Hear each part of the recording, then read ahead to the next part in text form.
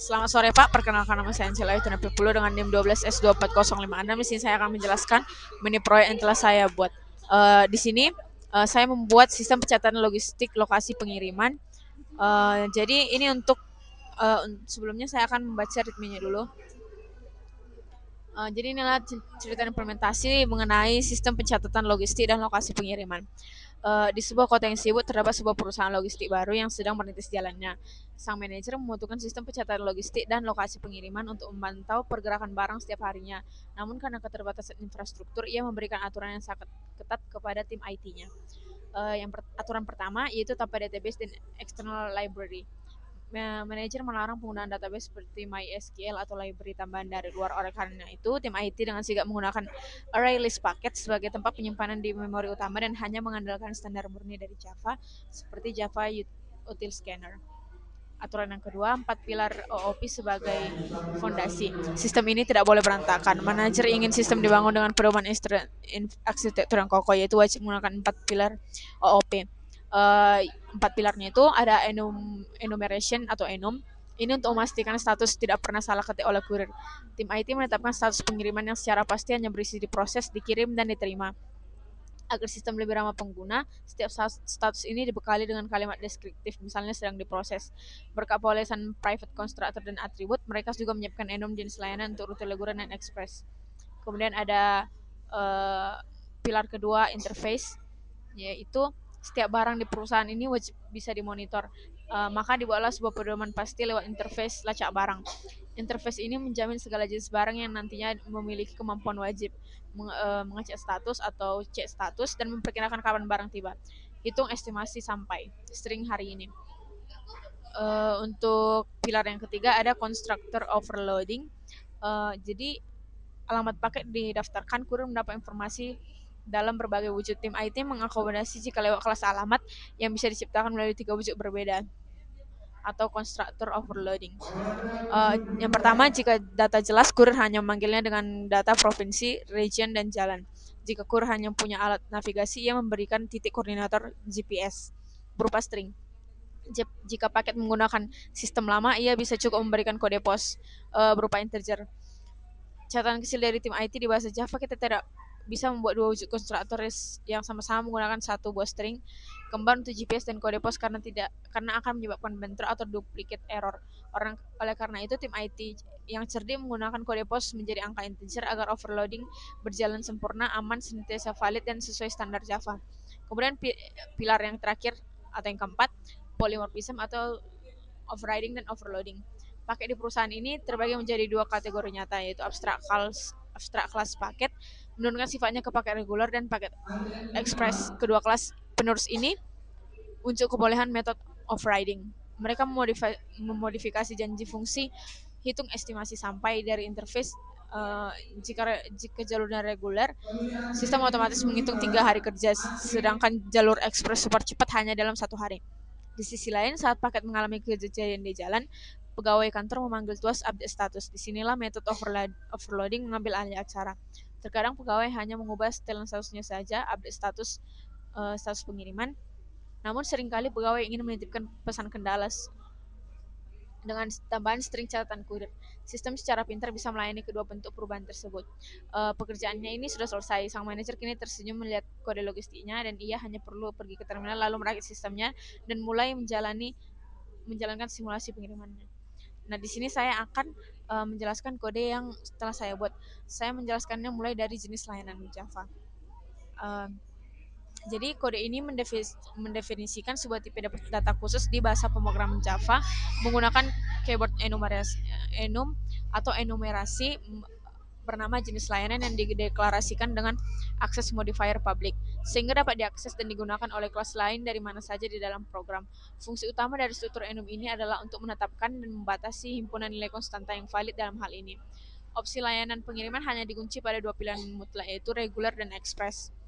Dengan menerapkan pola ini, program menjadi jauh lebih aman dan type safe dan terhindar dari kesalahan input atau salah ketik atau typo oleh pengguna maupun developer, misalnya nggak sengaja memasukkan nilai biasa atau regular dalam format string. karena sistem akan memaksa agar variabel yang menggunakan tipe data jenis layanan hanya dapat diisi dengan salah satu dari dua konstanta yang telah disediakan, yaitu berupa reguler dan uh, express. Kemudian masuk ke kode kedua, yaitu status pengiriman. Jadi kode ini contoh penerapan dari Advanced Enum di Java. Kode ini berbeda dengan enum dasar yang hanya berisi daftar nama baku seperti pada jenis layanan yang tadi. Enum ini dirancang untuk menyimpan data tambahan berupa teks deskriptif di dalam setiap konstantanya.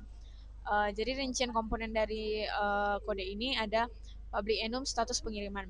Ini untuk mendeklarasikan sebuah tipe data khusus bernama status pengiriman. Tujuannya untuk mengunci nilai status agar sistem hanya bisa menerima 3 kemungkinan pasti untuk mencegah kesalahan input data.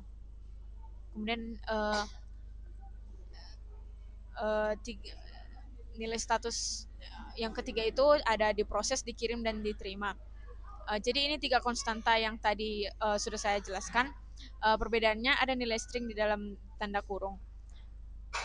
Di sinilah letak keunggulannya. Jadi ketika Java menginisiasi konstanta diproses, sistem sekaligus menitipkan teks yang diproses ke dalamnya. Kemudian ada private string label. Yang ini adalah atribut variabel kelas yang menempel pada setiap konstanta. Atribut ini bertugas menampung teks titipan tadi. Statusnya dibuat private sebagai bentuk penerapan enkapsulasi, sehingga teks aslinya nanti terlindungi dan tidak bisa diubah-ubah dari luar kelas yang sedang diciptakan. Kemudian ada private status pengiriman string label. Uh, this label sama dengan label. Jadi ini adalah konstruktor. Ini aturan mutlak di Java. Konstruktor untuk enum itu tidak boleh public, harus di private. Karena enum didesain agar jumlah objeknya tetap dan dikontrol oleh sistem. Developer tidak diizinkan menghilangkan objek status baru. Misalnya status pengiriman hilang di tengah jalan program. Konstruktor ini nanti akan dieksekusi otomatis oleh Java saat tepat 3 kali di awal program untuk mengisi variabel label pada masing-masing ketiga status di atas. Kemudian ada public string get label, return label. Variable label ini ditutup aksesnya, private. Kelas ini juga menyediakan jendela bernama getter. Jadi metode ini yang nantinya dipanggil oleh kelas lain seperti pakai Java untuk mengambil dan membaca kalimat aslinya. Kemudian lanjut ke kode alamat. Jadi kode ini adalah representasi dari objek alamat yang sudah saya rancang dengan fleksibel. Jadi konsep utama yang ditunjukkan dalam kelas ini adalah constructor overloading, yaitu kemampuan untuk membuat objek dengan berbagai cara tergantung pada ketersediaan datanya. Yang pertama ada private string provinsi sampai ke type input. Jadi semua atribut ini menggunakan modifier private. Itu adalah konsep enkapsulasi yang berarti data-data ini dikunci dan hanya bisa dimanipulasi dari dalam kelas alamat itu sendiri. Variabel yang paling penting di sini adalah tipe input. Variabel ini nanti akan sebagai penanda untuk mengingat jalur metode mana yang dipakai saat objek ini pertama kali dibuat. Kemudian ada constructor overloading. Jadi sistem ini akan mengizinkan kurir atau penggunanya masukkan alamat dengan 3 kondisi yang berbeda.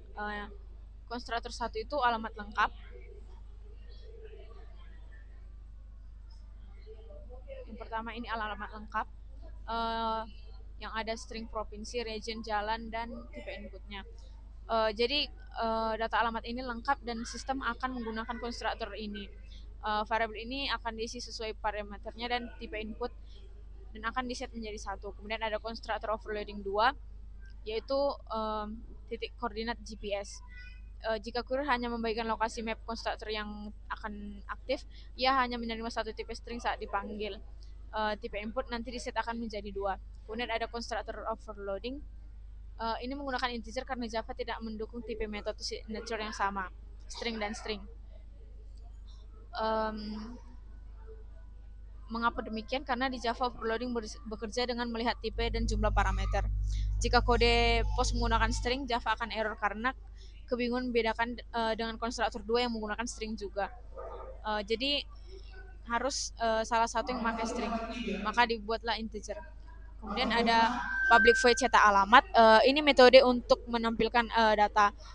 Jadi daripada mencetak semua variabel, metode ini akan mengevaluasi tipe inputnya nanti. Jadi kalau tipe inputnya satu, maka ia mencetak format jalan, region, dan provinsi. Jika tipe input 2, maka ia akan mencetak titik koordinat, dan tipe input 3, ia mencetak kode pos. Kemudian kita masuk ke kode lacak barang. Kode ini mendefinisikan interface dalam Java bernama lacak barang. Dalam konsep OOP, interface tidak berfungsi untuk membuat objek secara langsung, melainkan bertindak sebagai kontrak atau standar operasional atau SOP wajib bagi kelas apapun yang menyetujui penggunaannya. Jadi rincian komponennya yang pertama ada public interface lacak barang. Deklarasi ini adalah blueprint. Jadi ini beda dengan kelas biasa. Interface ini murni tidak menyimpan atribut data dan tidak berisi cara kerja suatu fungsi. Jadi ini hanya menetapkan kemampuan apa yang harus dimiliki oleh sebuah objek tanpa memperdulikan bagaimana cara objek akan melakukannya. Kemudian ada void check status. Ini deklarasi abstrak method di dalam interface Java. Fungsi ini otomatis berstatus public abstract meskipun tidak ditulis. Artinya fungsi ini sama sekali tidak memiliki isi tubuh atau kurung kurawal. Fungsi ini mewajibkan setiap kelas yang menandatangani kontrak lacak barang untuk menuliskan sendiri logika pengecekan statusnya. Tipe void menandakan fungsi ini hanya sebagai sebuah aksi dan tidak mengembalikan sebuah nilai untuk disimpan. Dan yang terakhir ada string hitung estimasi masih sampai string hari ini. Ini sama seperti sebelumnya. Ini abstrak method. Ia mewajibkan kelas penggunanya untuk memiliki fungsi hitung estimasi. Bedanya fungsi ini mewajibkan adanya satu inputan parameter bernama hari ini, yaitu tipe teksnya string, dan mewajibkan fungsi tersebut nantinya mengembalikan atau menghasilkan sebuah kalimat kesimpulan yang bertipe string untuk output akhirnya. Kemudian masuk ke lacak barang.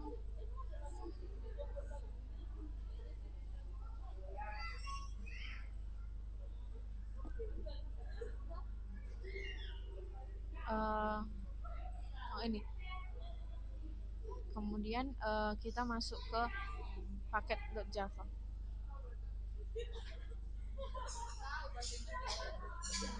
Ini jadi ini inti dari arsitektur OOP di dalam sistem logistiknya ini. Kelas paket ini bertindak sebagai fondasi untuk mengatur atribut dan fungsi dasar yang akan dimiliki oleh semua jenis paket nantinya. Yang pertama ada public abstract. Jadi kata kunci abstrak ini berarti kelas ini sebuah konsep mentah atau blueprint. Kita tidak bisa membuat objek langsung dari kelas ini. Jadi sistem ini mewajibkan kita untuk membuat wujud nyatanya melalui kelas turunan seperti paket reguler dan atau paket express. Kemudian ada implement lacak barang. Kelas ini menandatangani kontrak dari interface lacak barang yang kita bahas sebelumnya dan berjanji untuk mewujudkan fungsi lacak dan estimasi. Kemudian ada enkapsulasi, protect string sampai protect status pengiriman. Jadi di sini program ini menggunakan modifier protect bukan private atau public. Ini adalah penerapan enkapsulasi yang spesifik untuk pewarisan. Artinya data resi tujuan dan status ini dikunci dari akses luar. Namun ini masih diizinkan untuk dibaca dan diubah langsung oleh kelas turunannya. Program ini juga membuat objek alamat dan enum status pengiriman yang sudah dibuat sebelumnya sebagai tipe datanya. Kemudian ada konstruktornya. Ini saat sebuah paket baru nanti daftarkan ke sistem, nanti ia hanya akan meminta input nomor resi dan alamat tujuan. Kita bisa perhatikan di baris ketiga ada status pengiriman diproses, di set menjadi diproses. Ini adalah bisnis logic yang cerdas karena memastikan tidak ada paket baru yang tidak memiliki status atau langsung berstatus diterima. Kemudian di sini ada method overloading 1 dan method overloading 2. Ini pilar dari polymorphism atau overloading. Terdapat dua fungsi dengan nama yang sama persis, yaitu update status, namun memiliki parameter yang berbeda. Jadi fungsi pertama digunakan jika kurir hanya ingin mengubah status aplikasi secara cepat, misalnya dari diproses menjadi dikirim. Untuk fungsi yang kedua ini Fungsi kedua digunakan jika kurir menemui kendala di lapangan dan perlu memperbarui status dan menyisipkan pesan atau catatan. Misalnya pagar terkunci. Dan Java nanti akan otomatis memilih fungsi mana yang akan dijalankan berdasarkan input yang diberikan. Kemudian ada implementasi sebagian dari interface. Ini sebagai penandatangan kontrak lacak barang, dan kelas ini harus bertanggung jawab atas dua fungsi. Yang pertama ada cek status. Ini fungsi ini dibuatkan isi logikanya untuk mencetak resi status dan memanggil tujuan cetak alamat. Tujuannya agar kelas anaknya nanti tidak perlu capek menulis ulang kode cetak resi yang sama. Kemudian ada hitung estimasi sampai. Ini fungsi ini ditambahkan ke kata kunci abstrak dan tidak memiliki isi. Yang berarti kelas paket ini lepas tangan dan melempar tanggung jawab perhitungan estimasi ke kelas anaknya. Dalam logika ini sebagai paket belum tahu apakah ia dikirim lewat jalur reguler atau ekspres, jadi ia belum bisa menghitung kapan estimasi sampai. Uh, Kemudian lanjut ke paket reguler.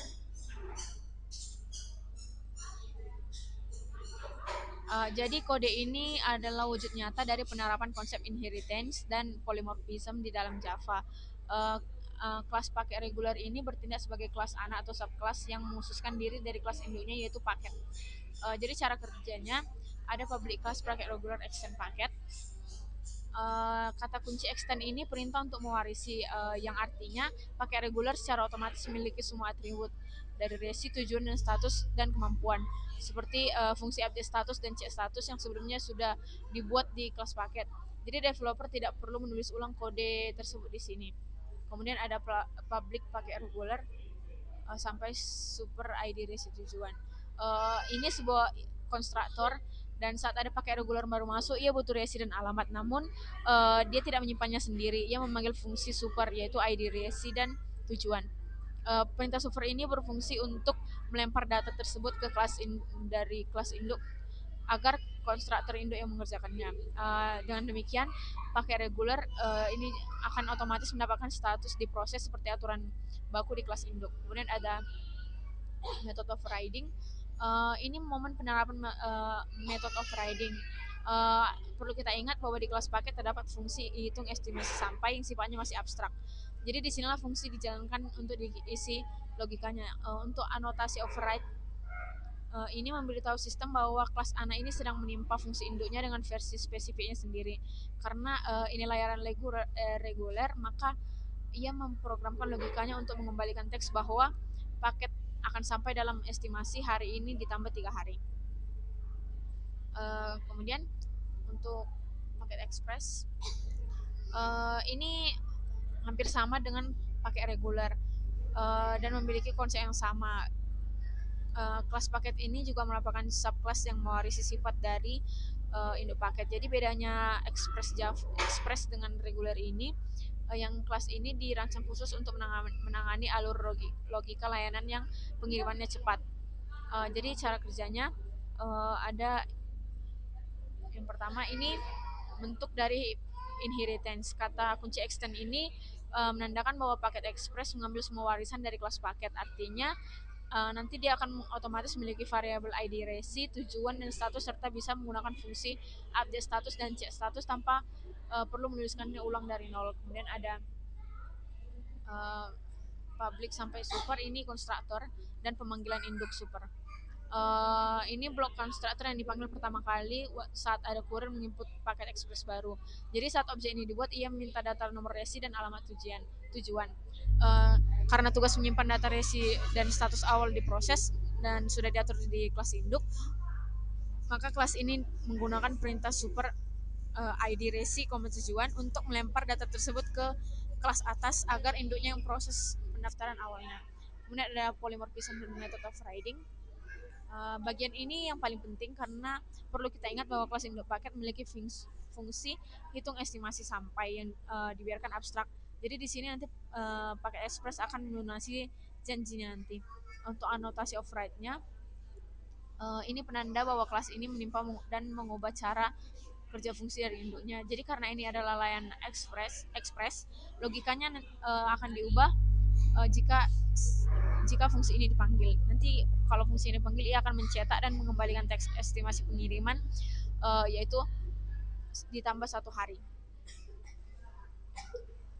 Kemudian masuk ke kode inti, yaitu class main. Jadi ini entry point dari semua arsitektur sistem yang udah dibangun. Jadi di sini semua kelas interface dan enum dirakit menjadi sebuah program interaktif yang bisa digunakan oleh user. Jadi pertama ada dari scanner. Jadi ini sampai switchcase. Uh, switchcase ini. Jadi ini artinya ada release paket. Jadi karena tadi tidak diizinkan menggunakan database eksternal seperti MySQL, jadi program menggunakan release sebagai tempat menyimpan data sementara di dalam memori. Jadi yang menariknya tipe datanya ini menggunakan abstrak class paket, yang berarti list ini bisa menampung campuran antara paket reguler maupun paket express sekaligus. While is running, dan switch case ini pola standar untuk membuat aplikasi uh, konsol atau terminal untuk terus berjalan. Jadi program ini akan munculkan menu berulang-ulang sampai kita masukkan inputan opsi 4 atau keluar, yang akan mengubah is running menjadi false dan mematikan siklus loopingnya nanti. Kemudian ada modul tambah paket baru.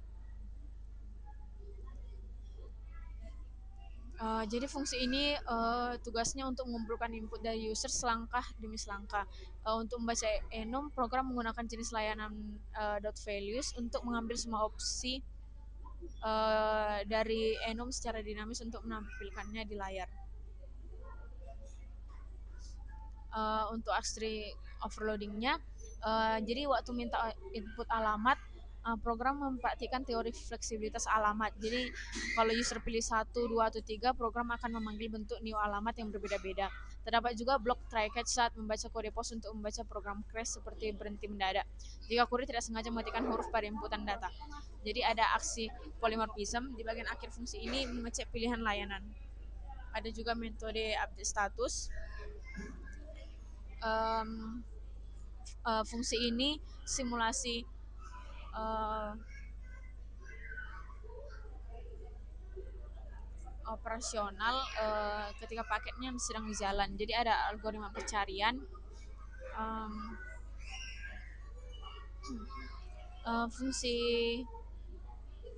algoritma pencarian ini waktu program melakukan looping for ke seluruh isi keranjang daftar paket untuk mencocokkan resi yang diinput dengan get ID resi milik masing-masing objek. Kalau ketemu, objeknya disimpan di variabel paket pilihan.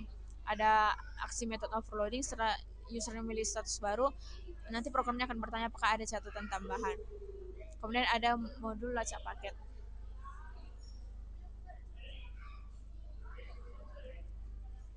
Uh, jadi ketika mencetak laporan, sistem tinggal melakukan looping ke semua data.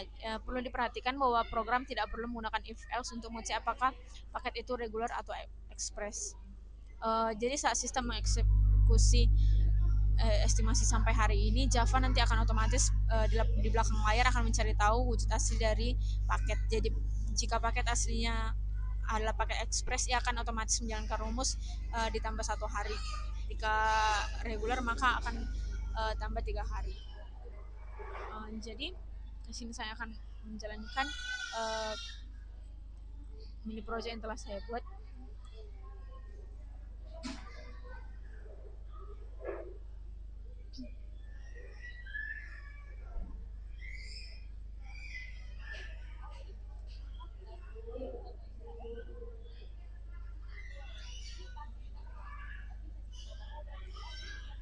Nah, jadi di sini ada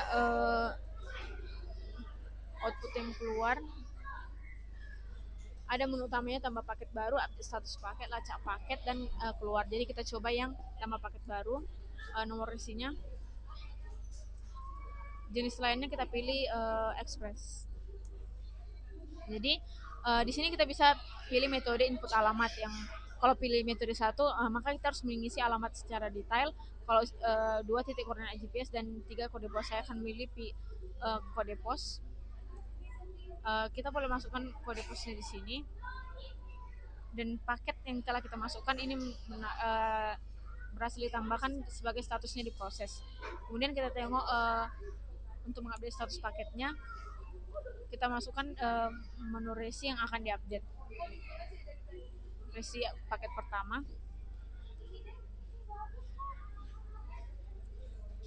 Jadi kita bisa pilih status baru paket yang kita masukkan ini diproses, dikirim atau diterima. Jadi kita masukkan dulu dikirim.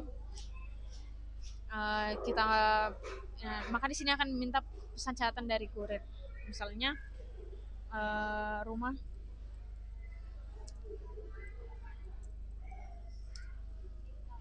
tidak ada orang. Nah, maka statusnya berhasil diupdate. Um, Kemudian kita juga bisa melacak paket kita. Uh, kita masukkan harinya dan estimasinya. Jadi tadi kan kita lacak paket kita. Nah, gara-gara paket kita ekspres, maka harinya itu ditambah 1 hari. Maka nanti dia sampainya itu Senin ditambah 1 hari. Jadi dia paketnya sampai di hari Selasa. Kemudian kita cek lagi update status paketnya.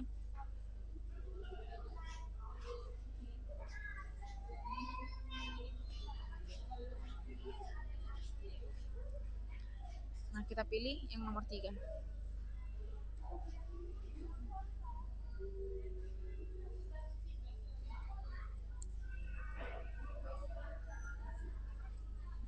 Nah, maka uh, statusnya berhasil diupdate. Kemudian kita cek juga di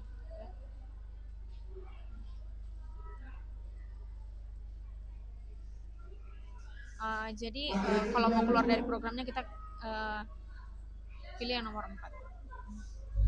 4. Jadi sekian dari penjelasan saya, Pak. Terima kasih.